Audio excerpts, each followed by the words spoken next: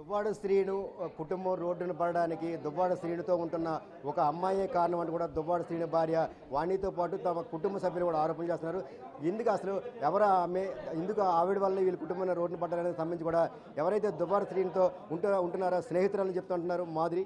ఆమె మాట్లాడి తెలుసుకుందాం. మేడం, మీరు స్నేహితులు అంటున్నారు, అసలు మీ వల్లే వాళ్ళ కుటుంబం రోడ్డున పట్టిందని దువ్వాడ శ్రీను భార్య వాణి అంటున్నారు. వాళ్ళ పిల్లలు కూడా ఆరోపణ మేమే చేస్తున్నారు.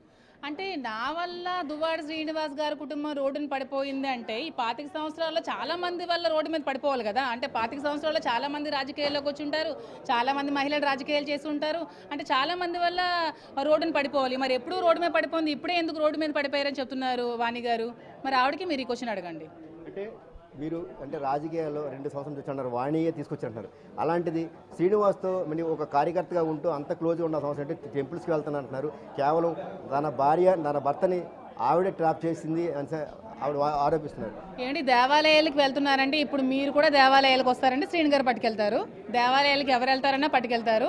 నియోజకవర్గంలో దగ్గర ఇప్పుడు ఒక 1000 మందికి పైగా తిరుపతి తీసుకెళ్ళి ఉంటారు. అతను ప్రోటోకాల్ తిరుపతి అంటే స్వామి దర్శనం అందరూ చేసుకోవాలని కోరుకుంటారు. చాలా మంది వెళ్ళి ఉంటారు. అలాగే నేను కూడా వెళ్ళాను. దాంట్లో తప్పే ఉందో నాకైతే తెలీదు. కేవలం ఇదంతా రాజకీయ లబ్ధి కోసం దువ్వాడి వాణి గారు చేసిన అంత నాటకం. ఇదంతా వాళ్ళ ఫ్యామిలీని నేను ట్రాప్ చేయడం కాదు, ఆవిడే నన్ను ట్రాప్ చేసి నన్ను ఇరికించి నా ద్వారా నన్ను ఒక పావుగా చూపించి టికెట్ పొందడానికి ప్లాన్ చేశారు.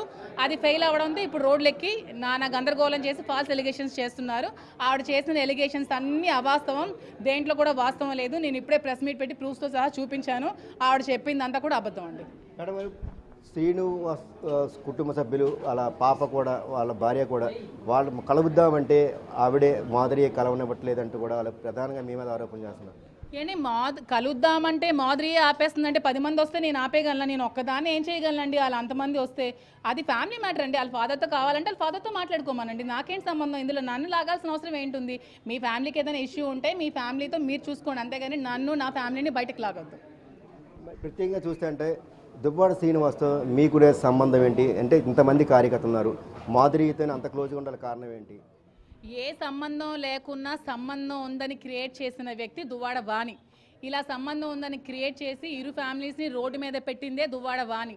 ఇలా రోడ్డు మీద పెట్టిన తరుణంలో నేను ఒంటరి అయిపోయినప్పుడు నేనున్నాను అని ధైర్యం చెప్పిన వ్యక్తి దువ్వాడ శ్రీనివాస్. అప్పటి నుంచి మేము ఒక ఫ్రెండ్లీ రిలేషన్షిప్లో ఉన్నాం. ఇది తర్వాత ఎక్కడ దారి తీస్తుందో నాకైతే తెలీదు. ఇంతకు మించి మా మధ్యన ఎటువంటి ఫాల్స్ రిలేషన్షిప్స్ లేవు. ఈవిడన్నీ ఫాల్స్ ఎలిగేషన్స్ చేస్తుంది. ఈ 25 ఇయర్స్లో లేనిది ఇప్పుడు ఈ 60 ఇయర్స్లో ఇతను చేయాల్సిన అవసరం అతనికి కూడా ఏమీ లేదు. ఈవిడ స్వయంకృత ప్రాతాలే ఇవన్నీ. మీకు ఆల్రెడీ ఫ్యామిలీ ఉందంటున్నారు, శ్రీనివాస్తో కలిసి ఉందంటున్నారు. ఇప్పుడు ఈయనతో కలిసి ఉండడం వల్ల మీ ఫ్యామిలీలో మీకు మీ హస్బెండ్ నుంచి ఇబ్బంది రాలేదా? ఎందుకు రాలేదండి? ఈవిడ క్రియేట్ చేసిన సీన్స్ వల్ల నా ఫ్యామిలీలో కూడా ఇబ్బందులు పడ్డాం. నా పేరెంట్స్ కూడా చాలా ఇబ్బందులు పడ్డారు. ఆవిడే ఇబ్బందులు పడాలని చెప్తున్నారు. నా పిల్లలు కూడా చాలా ఇబ్బందులు పడ్డారు. ఆవిడకే ఆడపిల్లలు కాదు, నాకు 3 ఆడపిల్లలు ఉన్నారు. ఆవిడ ఆడపిల్లలు ఇంకా సెటిల్ అయ్యారు, నా ఆడపిల్లలు ఇంకా భూమిలోనే ఉన్నారు. వాళ్ళ ఇప్పుడు నాకు చాలా ఇంపార్టెంటే. మీకు ఏమైనా ప్రాబ్లమ్స్ ఉంటే మీ హస్బెండ్తో తేల్చుకోండి, మీ పిల్లలకి ఏమైనా ప్రాబ్లమ్స్ ఉంటే మీ ఫాదర్తో తేల్చుకోండి, అంతేగాని నా లైఫ్ని రోడ్డు మీద పట్టకండి. అది మీరు తేల్చుకోండి, లేదంటే మీరు కోర్టుకి వెళ్ళి తేల్చుకోండి, అంతేగాని నన్ను అయితే ఇష్యూస్ లాగకండి, నన్ను అయితే డిఫేమ్ చేయకండి.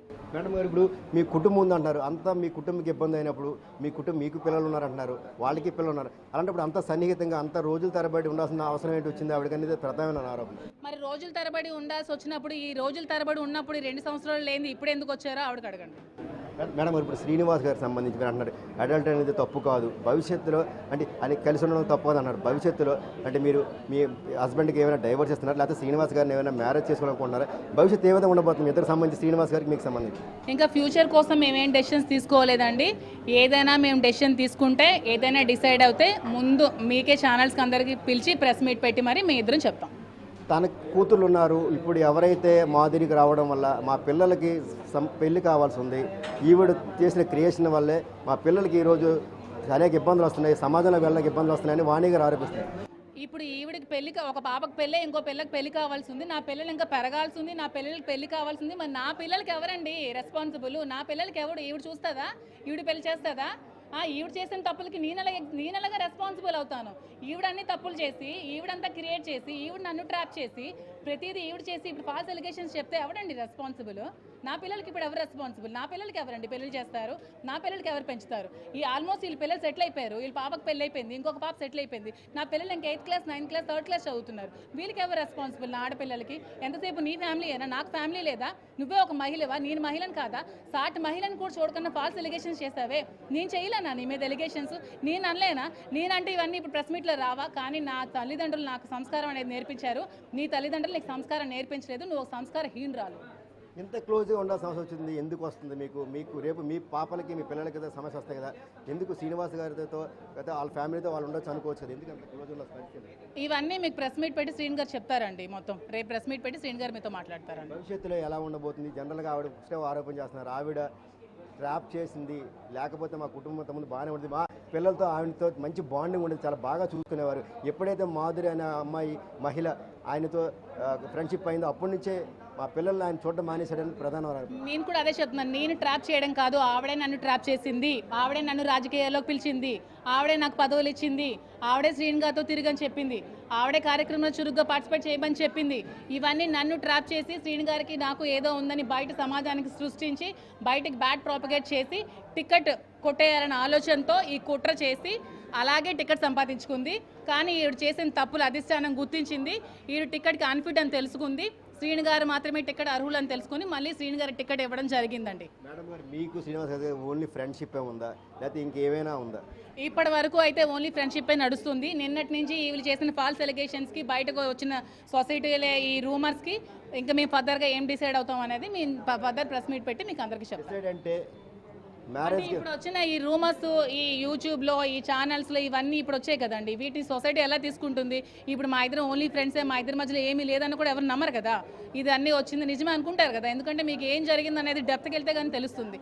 ఇప్పుడు సడన్గా నన్ను లైమ్ లైట్లో తీసుకొచ్చింది. సో వీటన్నిటికీ ఫర్దర్గా ఇంకా ఇవన్నీ వచ్చాయి కాబట్టి మేము ఎలాగ ఇంకా ఉండాలి, ఎలా డిసైడ్ అవ్వాలని ఫ్యూచర్లో మేము ఆలోచించి నిర్ణయం తీసుకుంటాం. నిర్ణయం తీసుకున్న తర్వాత ప్రెస్ మీట్ పెట్టి నేను అందరికీ చెప్తాను. మ్యారేజ్ వరకు వెళ్ళే అవకాశం ఏమైనా ఉందా? మ్యారేజ్ వరకు ఉందా? డైవర్స్ ఆయనకి డైవర్స్ అవ్వలేదు, మీకు కూడా డైవర్స్ అవ్వదు మీరు చెప్తున్నారు కదా. డైవర్స్ అవ్వకుండా పెళ్లి చేసుకునే రైట్ ఎక్కడ లేదండి. డైవర్స్ ఒకవేళ అయితే పెళ్లి చేసుకునే ఇది ఉంటుందేమో, ఇంకా తెలియదు, అది ఫర్దర్గా ఆలోచించాలండి. కేవలం వాణి నాకు రాజకీయ భవిష్యత్తుని ఇచ్చింది, ఆవిడే ఒక కార్యకర్తగా ఎదగాలంటూ కూడా ప్రోత్సహించింది. అటువంటి వాణి ఇవాళ ఇష్టానుసారంగా కూడా తనపై ఆరోపణలు చేయడం సరికాదు అంటుంది. ఎందుకంటే నాకు కూడా 3 పిల్లలు ఉన్నారు, ఆవిడకి కూడా ఉన్నారు. కేవలం రాజకీయపరమైన స్వలాభం కోసమే నన్ను ఈ విధంగా రోడ్డుకి ఇచ్చారంటూ కూడా ఎవరైతే దువ్వాడ శ్రీను స్నేహితురాలుగా చెప్తున్న మాదిరి ఆరోపిస్తున్న పరిస్థితి. ఖచ్చితంగా కూడా రాజకీయ భవిష్యత్తులో ఎటువంటి నిర్ణయాన్ని తీసుకుంటాను. ఎందుకంటే నాకు ఎటువంటి సంబంధం కానీ శ్రీనికి నాకు ఎటువంటి సంబంధం లేదు. కేవలం ఆయన నాకు ఒక మంచి గైడ్, ఫిలాసఫర్, మంచి ఫ్రెండ్. అటువంటి వ్యక్తిని తీసుకొచ్చి నాకు వేరేవన్నీ కూడా ఆవిడ అంటగట్టింది. కాబట్టి ఖచ్చితంగా నేను భవిష్యత్తులో నేను నిర్ణయం తీసుకున్న అవసరం అనుకుంటే ఒకవేళ మ్యారేజ్ చేసుకోవాల్సి వస్తే ఖచ్చితంగా కూడా అదే నిర్ణయం త్వరలో చెప్తానంటూ కూడా ఎవరైతే దువ్వాడ ఎమ్మెల్సీ దువ్వాడ శ్రీను స్నేహితులు